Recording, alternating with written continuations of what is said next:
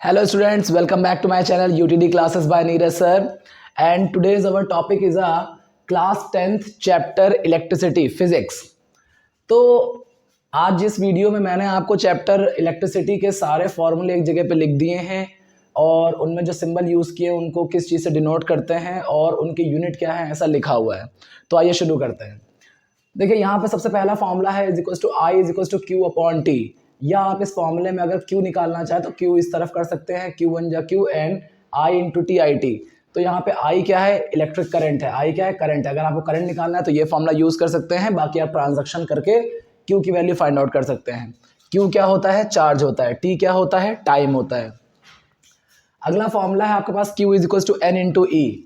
जब कभी आपके पास कोई ऐसा क्वेश्चन आता है कि find the number of electron in a 1 coulomb of charge, find the number of electron in a 2 coulomb of charge, तो इन फॉर्मूलों की जरूरत पड़ेगी आपको। Q is equals to n into E.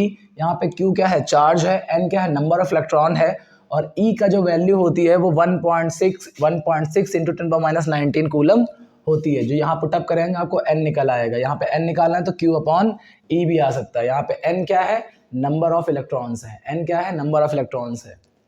Next formula जो आपका है वो है V is equals to W upon Q. यहाँ पे V क्या होता है, पोटेंशियल डिफरेंस होता है, जिसकी यूनिट क्या होती है, वोल्ट होती है। पोटेंशियल डिफरेंस क्या होता है, तो पोटेंशियल डिफरेंस का मतलब होता है अगर हम किसी यूनिट चार्ज को, किसी इन्फिनिटी पॉइंट से या किसी एक पॉइंट से किसी दूसरे पॉइंट तक लाने में जितना वर्क डन करना पड़ेगा वह उन दोनों पॉइंटों के बीच का इलेक्ट्रिक पोटेंशियल डिफरेंस होगा। ठीक है, तो V इज इक्वल्स टू क्या है, W अपॉन Q है। यहाँ से आप फॉर्मूला W को निकालना चाहें तो V इंटू क्यू भी निकाल सकते हैं। W क्या है, वर्क डन है, Q क्या है, चार्ज है आपका।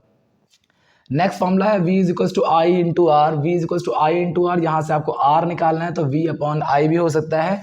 This formula belongs to Ohm's law. हम लोगों ने ओम्स लॉ पढ़ रखा है इस चैप्टर के अंदर, ओम्स लॉ है।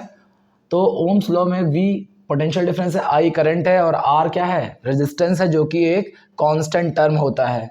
V अपॉन I का रेशियो हर बार सेम आएगा अगर सेम सब्सटेंस है तो। अगला फॉर्मूला है R equals to rho L upon A, या कभी कभी इसमें रो की वैल्यू निकालनी पड़ती है, इसे रो कहते हैं, RHO रो। तो रो की फॉर्मूला निकालना है तो ये हो जाएगा RA अपॉन L। यहाँ पे R क्या होता है, वो होता है रेजिस्टेंस। R क्या होता है, रेजिस्टेंस। रो क्या होता है, रेजिस्टिविटी। रेजिस्टिविटी मतलब होता है द क्वालिटी ऑफ मटेरियल। ठीक है, मटेरियल की जो क्वालिटी होगी वो रेजिस्टिविटी को शो करेगी। इसकी जो यूनिट होती है वो होती है ओम मीटर, और रेजिस्टेंस की जो यूनिट होती है वो क्या होती है, ओम होती है। तो इस फॉर्मूले में R equals to rho L upon A, इस फॉर्मूले में L क्या है, लेंथ ऑफ द वायर है। अगर आपको किसी तार की लंबाई पता है, एरिया ऑफ क्रॉस सेक्शन, उस तार का एरिया पता है, जब अगर आप किसी तार को अगर ऐसे करके काटेंगे तो उसका जो सामने का गोल हिस्सा दिखाई पड़ेगा उसका एरिया, यानी कि पाई आर स्क्वायर, उसका एरिया यहाँ रखेंगे। रेजिस्टिविटी जो होती है वो हर क्वेश्चन में आपको दी रखेंगे। अगर मटेरियल होगा तो मेटल की रेजिस्टिविटी अलग अलग होती है, एल्यूमिनियम की अलग होती है, सिल्वर की अलग होती है, कॉपर की अलग होती है। तो ये रेजिस्टिविटी यहाँ रखेंगे तो आप उस वायर की या उस मटेरियल की रेजिस्टिविटी, रेजिस्टेंस निकाल लेंगे। उसके बाद आता है इन अ सीरीज। अगर आपके सीरीज में रेजिस्टेंस लगे हुए हैं, रेजिस्टेंस का मतलब होता है कि रेजिस्टेंस एक तरीके का क्या होता है, रुकावट होती है। Resistance is the obstacle which oppose the direction या which oppose the flow of charges या करंट। जो करंट को रोकने में मदद करता है या करंट को रोकता है किसी वायर के अंदर, उसे रेजिस्टेंस कहते हैं।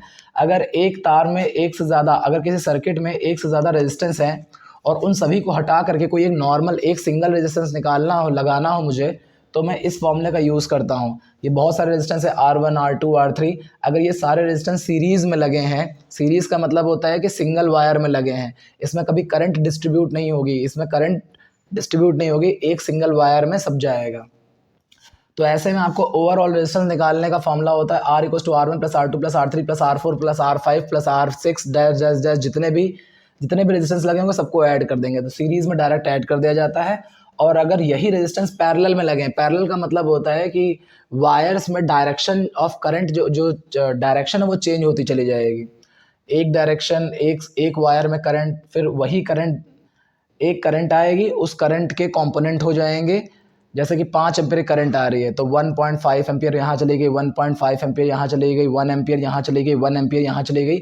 अलग अलग वायर में आपके टोटल करंट डिस्ट्रीब्यूट हो जाएगी। तो ऐसे सर्किट को आप बोलते हैं पैरेलल सर्किट। तो पैरेलल सर्किट में जितने भी रेजिस्टेंस होंगे उनको फॉर्मूला 1/R1 1/R2 वही सेम फॉर्मूला है, बस 1 अपॉन में चलेगा, रिवर्स में चलेगा। यहाँ पे अगला फॉर्मूला है P is equal to W upon T. यहाँ पे P क्या है, पावर, पावर निकालनी है आपको, और इसका फॉर्मूला होता है डब्ल्यू अपॉन टी। डब्ल्यू क्या है, वर्क डन, टी क्या है, टाइम। इसकी यूनिट क्या होती है, रेट ऑफ। किसी भी फिजिक्स में अगर अपॉन में कभी टाइम है तो उसे रेट ऑफ कहते हैं। तो rate of doing work done is known as a power, rate of doing work is known as a power. इस फॉर्मूले को, W का फॉर्मूला हम पहले से भी जानते हैं, क्या होता है, W is equal to V into Q. तो मैं यहाँ पे V अपॉन क्यू भी लिख सकता हूँ। अगर इस फॉर्मूले को और देखना चाहे तो एक फॉर्मूला और होता है, P is equal to V into I. कैसे V इंटू आई, देखिए ये V यहीं पे लिखा है, और Q upon T, Q upon T किसके बराबर होता है, I के, इसलिए यहाँ पे क्या लिख दिया हमने, I लिख दिया है। अगला यहाँ पे है एक और फॉर्मूला होता है, P is equal to I square into R. I square into R कैसे आया, इस V की वैल्यू होती है I इंटू आर। तो अगर मैं यहाँ पे V की जगह पे I इंटू आर रखूंगा तो I और I मल्टीप्लाई होकर आई स्क्वायर हो जाएगा और ये R बचेगा। इसी तरह से लास्ट फॉर्मूला एक और होता है, P is equal to V square upon R. P जो होता है पावर होती है, पावर की यूनिट या तो वॉट होती है, और बड़ी यूनिट में आना है तो किलो वॉट, मेगा वॉट, ऐसे करके बहुत सारे वॉट में पावर में जा सकते हैं। हम लोग जब न्यूमेरिकल करेंगे तो हम लोग इन सब चीज़ों को देखेंगे। अगला जो फॉर्मूला है H is equal to V into I into T. H यहाँ पे क्या है, हीट एनर्जी है। किसी वायर में जब कोई करंट फ्लो होता है तो उस वायर में हीट एनर्जी डेवलप हो जाती है। तो वो हीट एनर्जी फाइंड आउट कैसे करेंगे, H is equal to V into I into T, या आप इसी फॉर्मूले को H is equal to I square R into T, या H is equal to V into Q लिख सकते हैं। वी इंटू क्यू क्यों लिख सकते हैं, वी इंटू क्यू क्या होता है, वर्क डन होता है। तो जनरली जो वर्क डन होता है और जो हीट, जो एनर्जी होती है, दोनों एक दूसरे कॉम्प्लीमेंट्री होते हैं। आप जितनी हीट खर्च करेंगे उतना ही वर्क डन होगा, या आप ये भी कह सकते हैं कि जितना मैं वर्क डन करूंगा उतनी ही हीट खर्च होगी या एब्जॉर्ब होगी। तो इसलिए हीट और वर्क डन सेम होता है, इसलिए W की जगह पे यहाँ पे हम लोग H का यूज भी कर सकते हैं। तो ये हमारे इलेक्ट्रिसिटी चैप्टर के सारे फॉर्मूले हैं। इन फॉर्मूलों को ध्यान से लिख लीजिए, नोट कर लीजिए, याद कर लीजिए, और हम लोग अब इस चैप्टर के Intex question, NCERT Intex question और चैप्टर एंड क्वेश्चंस करेंगे।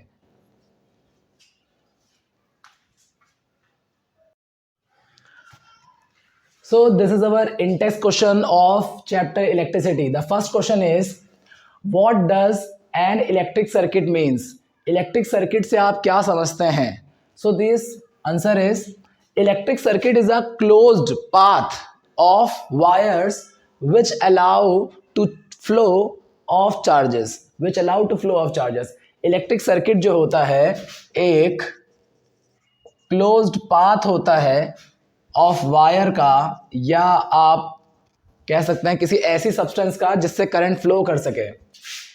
To flow of charge. What is electric circuit? Electric circuit एक क्लोज्ड पाथ होता है वायर का जिससे चार्ज फ्लो कर सकता है। अगर ये पाथ क्लोज ना हो, ओपन हो जाए, कहीं से वायर ब्रेक डाउन हो जाए, टूट जाए, तो फ्लो ऑफ चार्ज भी खत्म हो जाएगा और करंट जो है वो फ्लो नहीं हो पाएगा। ओके, तो what does an electric circuit means? Electric circuit is a closed path of wire to flow of charges. The next question is, define the unit of current. So what is current? Current is denoted by I. इसकी जो unit होती है वो क्या होती है? Ampere. दस ampere is denoted as capital A. तो करंट की यूनिट क्या होती है? Ampere. This is question number 3. Calculate the numbers of electrons constituting 1 coulomb of charge. एक कूलम ऑफ चार्ज में कितने नंबर ऑफ इलेक्ट्रॉन होते हैं? इस क्वेश्चन में बहुत सारे वेरिएशंस हो सकते हैं। लाइक वो यहाँ पे 1 कूलम की जगह 2 कूलम, 3 कूलम, 1.5 कूलम, 1.2 कूलम, ऐसा कुछ भी कह सकते हैं, और आपको नंबर ऑफ इलेक्ट्रॉन निकालना पड़ सकता है। तो ध्यान से देखिए, नंबर ऑफ इलेक्ट्रॉन्स, इसे हम लोगों ने सीखा था कि इसे n से डिनोट करते हैं। 1 coulomb of charge, this is Q, और पूरे इस चैप्टर के अंदर सिर्फ सिंगल फॉर्मूला है जिसमें Q और N साथ में आता है, which is Q is equals to N into E। You have to find the value of number of electrons. That means कि आपको यहाँ पे क्या होगा, N फाइंड आउट करना है, तो ये क्या हो जाएगा, Q अपॉन E हो जाएगा। Now put the value Q, how much charge is here? There is a 1 coulomb. 1 coulomb मतलब 1। इलेक्ट्रॉन की वैल्यू ऑलवेज फिक्स होती है 1.6 × 10⁻⁹। नाउ नंबर से नंबर डिवाइड करेंगे तो यहाँ पे हो जाएगा 1 अपॉन 1.6, ये 10 पर ऊपर चला जाएगा तो ये हो जाएगा प्लस का 19। ये बात हम लोग जानते हैं कि अगर कोई चीज़ डिनोमिनेटर से ऊपर जाती है तो अपनी पावर का इन्वर्स सिंबल आ जाता है, जैसे -19 है ऊपर जाएगा तो +19 हो जाएगा।